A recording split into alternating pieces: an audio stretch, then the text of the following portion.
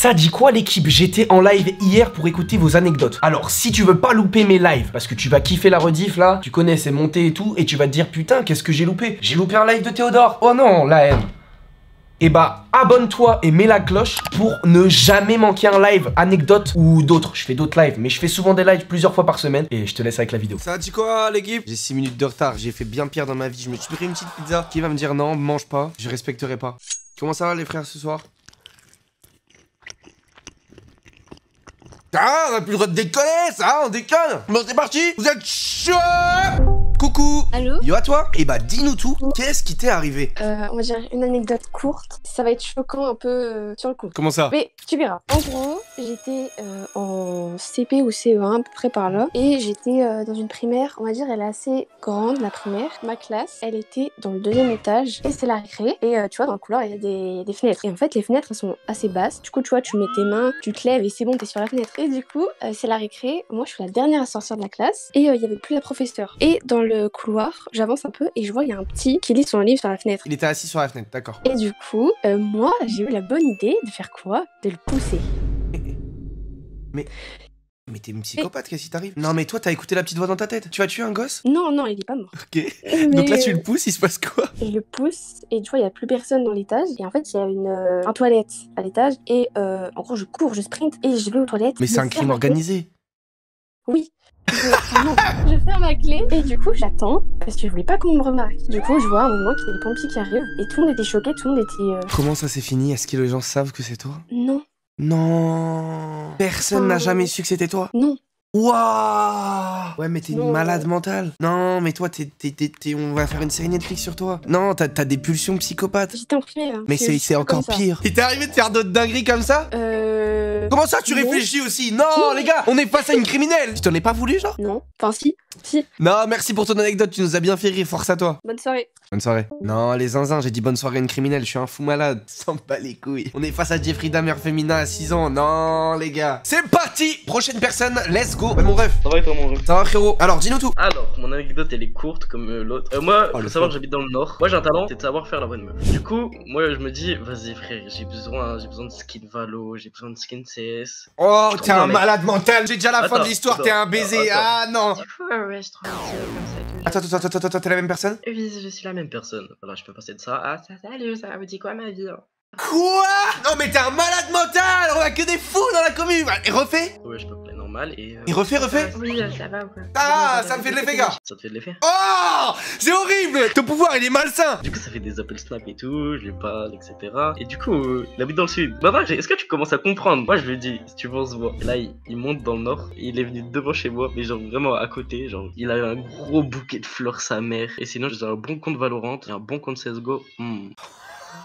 Eh t'es la pire race. Il s'entendait avoir Karima. T'as ouvert la poche avec Karim, gros caleçon. Oh, voilà, c'est ça, frère. Après, je lui ai envoyé une photo de ma tête. Non, il a fait Montpellier-Lille. Il a pris 15 heures de route pour être face à Karim Non. en caleçon qui demande des skins Valorant. Allez, j'avais aussi un PayPal bien garni. Non, il a stocké de l'argent. C'est un truc de fou ce que tu peux faire avec ça. Ouais, à tout moment, je te cancel sur Twitter. Allô. Allô. Ouais, Doc, elle va être rapide. En troisième, tu dois faire un stage de troisième, tu vois. Moi, j'avais un stage dans le Technocentre Renault. C'est le cerveau de Renault, en fait. Il y a des salles de conférences, des tests VR, des trucs de fou. J'avais un tuteur. Il m'avait prévu des activités de fou malade. J'avais des simulateurs, je testais des nouvelles voitures et tout. C'était un jour où je devais aller dans un truc VR, descendre dans une salle immense. Et j'avais trop envie de faire pipi, tu vois. Mais il n'y avait pas de toilette. Et il y avait un distributeur. Moi, t'as vu, je suis smart. Je vois le distributeur, je vois, il y a des bouteilles d'eau. Je me dis, ok, j'ai acheté une bouteille d'eau et je vais la boire. Après, je vais pisser dans la bouteille, tu vois. Mais attends, pourquoi tu pouvais pas remonter? C'était trop compliqué. J'achète ma petite bouteille. Tu vois, la bouteille, c'était pas une bouteille de 2 litres. Je fais mon affaire et je vois la bouteille se remplit très rapidement. Ça va vite hein, 33 centilitres. Tu vois, ça continue. Et là, j'entends, hé, tu fais quoi là? Non, wesh. Et moi, je suis en panique. Je suis derrière mon distributeur, on voit mon dos, tu vois, normal. Et genre, je m'avance un tout petit peu, mais il faut pas trop que je m'avance parce qu'il a la pisse partout par terre et tout. Genre, il se rapproche. Il me chope en mode par derrière, tu vois. Il me dit, tu fais quoi? Je me retourne vers lui avec la bouteille pleine de pisse. Tout en continuant pissant, du coup. Et je lui pisse. Mais attends, mais ton pipi il a duré aussi longtemps qu'un live de moi? Il fait un bond arrière. Il fait putain, c'est dégueulasse. Comme Bah ça. ouais. J'ai dû nettoyer. Du coup, j'ai été viré de mon stage genre pendant un jour ou deux. Sache que dans ta vie, t'as déjà pissé sur quelqu'un. Petit flex. Golden Shower, hein, ça se trouve, c'était sa first. Vas-y mon ref, force à toi, merci frérot. Bisous.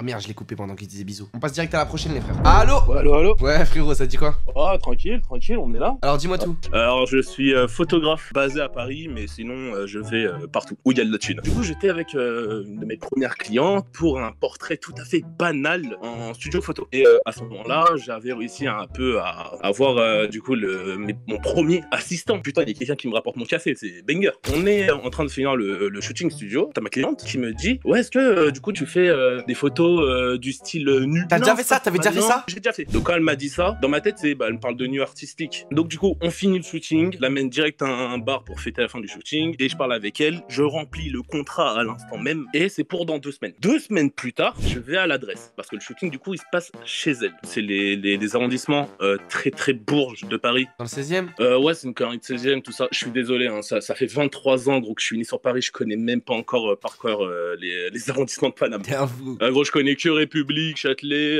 la place de Toile, hein, que les endroits qui m'intéressent. Hein, je suis à la porte, je suis en train de bourriner à la porte, je suis en train de sonner comme un taré parce que la musique a été giga forte. Bon, bah, je vais l'appeler. Bah, ça fait 10-15 minutes que je suis déjà devant la porte. Enfin, je voudrais bien qu'on m'ouvre. Et la go, elle me sort normal. Ah, bah, trop bien. Bah, ok, bah, ma pote va t'ouvrir du coup la porte. La porte, elle s'ouvre, mais du coup, la meuf elle-même a été à Walpé. Mais c'est pas elle la photo de base. Et voilà, c'est pas elle. Et dans ma tête. Mais vous êtes trompé là, madame. Je fais 3 pas et là, je vois du coup une go qui passe du coup au niveau du jardin, mais elle aussi elle a Walpé. Non, frère, non, là, t'es arrivé. Non. Du coup, là, je vois que c'est un mec qui passe après.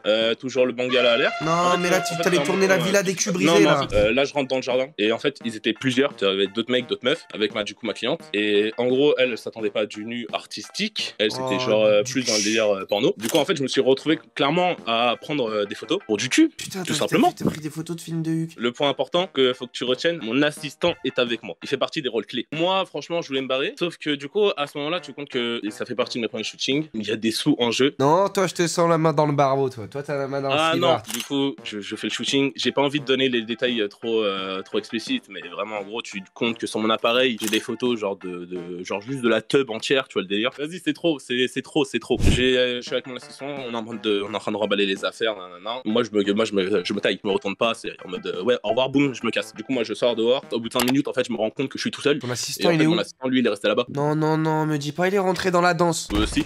Non, mais il a cru c'était la queue leu. Il s'est laissé avoir bêtement. Le problème, c'est que lui, il porte le nom de ma société, tu vois. Et franchement, c'était en mode frère, tu vas plus bosser en fait avec moi. Vas-y, frérot, à la prochaine. Bah, bonne journée à toi. Force à toi. Bonne chance, continue, tu connais déjà la suite. Merci, frérot, force à toi. C'est un bon. Allô. Allô, bonsoir. Ça va bien? Ça va très bien et toi? Ben parfait. Je te fais un petit brief avant pour que tu saches si ça va t'intéresser ou pas, mais en gros, c'est une anecdote où, avec ma cousine, on a voulu enquêter sur quelqu'un, et en fait, c'est avéré que c'était un pédophile. Quoi? Il s'est rien passé de grave, je te rassure, mais en soi, tu vas voir. En gros, c'est une anecdote qui s'est passée en 2015, donc j'avais 13 ans, et ma cousine en avait 10. En fait, on passe toutes nos vacances ensemble. Concrètement, j'étais chez elle, et à cette époque-là, on adorait les histoires policières, les enquêtes, etc. Ouais, c'est trop bien. Et en fait, on a voulu reproduire ça un petit peu dans la vraie vie. On n'avait pas trop conscience du danger à l'époque. Elle me dit, ouais, il y a un gars dans mon lotissement, il est bizarre et tout. Tu viennes voir et tout quand on sera au parc. Okay. Donc on y va, on voit que le gars est très bizarre. Et du coup, bon bref, on essaie d'un peu d'enquêter, etc. Au début, on se dit, ouais, vas-y, il est bizarre, on va essayer de savoir pourquoi. On se retrouve à la piscine avec ma cousine. Alors là, c'est vraiment des moments quand même très chelous parce qu'on nageait sous l'eau. Et dis-toi que le gars, il nageait sous l'eau et il restait sous l'eau pour nous regarder en fait. À ce moment-là, en fait, on se dit, là, c'est plus un jeu, faut qu'on trouve vraiment des vraies preuves pour le balancer aux flics. En fait, vraiment, dans nos têtes. Vous étiez là en mode putain, mais lui, il est trop chelou, faut qu'on trouve un truc contre lui parce qu'il est trop bizarre. Bah, à ce moment-là, moi, je pars de chez ma cousine et on se revoit vraiment en fin d'été. Et là, on se revoit, elle me dit, ah, faut que je te raconte, il s'est passé une dinguerie et tout. Et en fait, elle me raconte qu'avec 2 de ses potes, elles avaient remarqué que chaque semaine, tel jour, il partait de chez lui, il partait toute l'après-midi avec ses filles. Elles attendent qu'il parte ce jour-là. Il s'avère qu'une fenêtre était ouverte. Et sa pote monte en haut et elle arrive dans une pièce. Il y avait des magazines très chelous, quoi. Voilà, les magazines, c'était purement pédophile, c'était terrible. T'es dans Stranger Things là. Ah, non, mais c'est ça, c'est bien de raconter ça parce que les frères, faire justice par soi-même, souvent, c'est dangereux en vrai, les gars. Merci beaucoup. Bon, bah voilà. Bah écoute, bonne soirée à toi. Merci beaucoup. Salut. Force à toi, bisous. J'ai dit bisous. À chaque fois, genre quand tu dis au revoir à quelqu'un et tu dis bisous, tu te sens con. Mais qu'est-ce que je me sens con. Prochaine anecdote. Allô frérot. Salut mec, je suis vraiment le dernier là. Ouais, mon ref. Alors mec, je vais te raconter tout ça. C'était exactement il y a un an, dans la même période que maintenant, vers Halloween, etc. Tu vois, il y avait Michou, il avait mis en ligne un concours pour les Fantas Scary Awards. En gros, il s'agissait de faire une vidéo qui fasse peur, bref, dans le thème d'Halloween, pour ensuite être récompensé, etc. en live, tu vois. Moi et mes potes, on décide d'y participer, etc. Donc on fait quoi? Je sors ma caméra, je prends mes batteries, etc. On se taille dans la forêt, on avait écrit un scénario de malade. Ok, donc là, vous allez faire la meilleure vidéo pour Mich. Arrivé devant la forêt, on check tout ce qu'on a. J'ai ma caméra, j'ai les lumières pour éclairer dans le noir qui m'ont clairement sauvé la vie. Et ensuite, j'ai une giga d'herbe dans le fiac. Elle était prête, elle était préparée et tout. Non, mais toi, t'es en train de me dire premier degré que là, t'avais ton caca qui pendait au cucu. Exactement, oui, c'est ça. On rentre dans la forêt, on a notre matos, etc. Vraiment, on s'enfonce dans la forêt, mais au maximum. Vraiment, après 30 minutes, on remarque quoi? Vraiment, on entend des bruits, etc. Des bruits sourds qui ressemblent à des tirs. Hein? Oui, à des tirs d'armes à feu. Moi, je paniquais. N'oublie pas que j'ai encore ma d'herbe là qui attend là. Caca. Mes potes qui sont plus âgés que moi, donc d'ailleurs j'étais plus petit, ils me rassurent en mode non, mais t'inquiète. On continue à tourner la vidéo, etc. J'étais pétrifié sur la vidéo. J'essayais de bien jouer, mais on fait la vidéo, etc. Les bruits, franchement, je sais pas si c'était vraiment consciemment ou quoi, mais vraiment dans ma tête, j'avais l'impression qu'ils se rapprochaient de plus en plus de moi. Et puis après, là, je dis, les gars, vraiment, venez, on se barre. On fait la vidéo une autre fois, si vous voulez, mais on se barre. Ils ont dit, non, mec, on n'est pas venu pour rien, on fait la vidéo. Là, dans les buissons, dans les arbres loin, on voit, il y a un truc qui bouge là-bas, c'est... Non. C'est bizarre. Pour eux, en fait, c'était juste un animal ou quoi. Moi, j'étais persuadé qu'il y avait un bail, tu vois. J'étais persuadé. On continue à tourner, je vois le truc qui bouge. Non, les gars, venez, on se barre. Moi, je commence déjà à partir. Ce qui se passe là, c'est que je vois que la silhouette vraiment s'intensifie et je distingue que c'est la silhouette d'un homme. J'étais un peu plus en arrière, mes potes étaient un peu plus en avant. Ils voient la silhouette. Courir, pas marcher.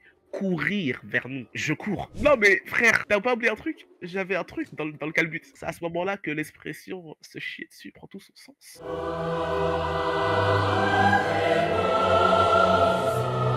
Je me suis fait caca dessus, mais ça m'a pas empêché de courir, mec. J'ai tapé ma meilleure forme. Non, t'as couru avec le caca qui coule sur la jambe. J'ai couru avec le caca qui coule, mec. Non. C'était liquide. À ce moment-là, j'étais en surpoids. Donc, non. mes potes qui avaient une bonne condition physique, et vraiment, ils sont tracés. Enfin, bref, mes potes, je les vois plus. Vraiment, là, pour moi, je suis tout seul avec un mec derrière. Je cours. Avec mon gros bide, franchement, j'ai pas duré une minute. Oh non. Mon bras derrière, il se fait choper. Le mec, tenue de camouflage, bottes et un fusil. Vraiment, il me parle avec une voix qui me fait peur. En même temps, j'ai l'impression qu'il est bienveillant, mais il a un fusil, quoi. T'as vu? Il a un fusil. Du coup, il me parle, il dit, comment tu t'appelles, mec? Tu vois, vraiment, avec une voix douce, comment tu t'appelles? Qu'est-ce que tu fais ici? Je dis, oh, j'étais avec mes potes, on faisait une vidéo. Après, il dit, t'es au courant que t'es sur une zone de chasse? Et là, je fais, ah. Mais vous êtes trop débile aussi. Comment il nous a vu déjà pour commencer? Bah, il y a l'odeur, tu fais la merde, frère. Non, tu peux le caca.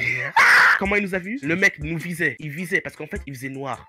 Il voyait juste des silhouettes. Non, vous avez failli mourir. Dans les buissons. Il y visait, mais au moment où j'ai allumé les lumières pour m'éclairer, il a vu que c'était pas des animaux, c'était des humains, mais des humains. Il a dit que vraiment, il m'a vraiment fait stresser en disant qu'il était à 2 doigts de tirer. Bah GG frère, j'espère que tu t'es bien essuyé parce que frérot, tu t'es chié dessus sur les deux manières, frère. T'as eu peur, donc tu t'es chié dessus et tu t'es vraiment littéralement chié dessus. Force à toi, force au caca, force à tout ce que tu fais, force à tes potes qui t'ont pas suivi.